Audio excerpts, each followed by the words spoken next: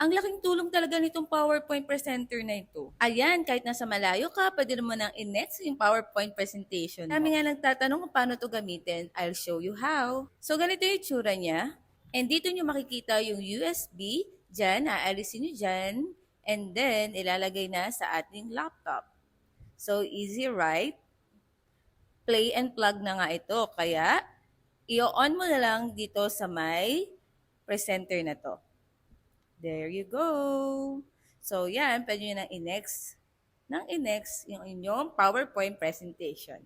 Ang galing, di ba? Kaya kung ikaw ay isang teacher na katulad ko, malaking tulong talaga to ma'am and sir. Matagal ko na nga itong gamit, kaya for sure na matibay ito. At isa pa nga sa nagustuhan ko dito, ang tagal niyang malobat. Almost a month ko na nga siyang ginagamit, pero hanggang ngayon hindi ko pa rin siya na-charge. So kung teacher ka na mahilig na umikot-ikot pag nagtuturo at hindi mo na talaga kailangan tumabay sa iyong laptop para i-next lang ang iyong PowerPoint presentation. Ang galing, di ba? Kaya alam niyo na. Check out!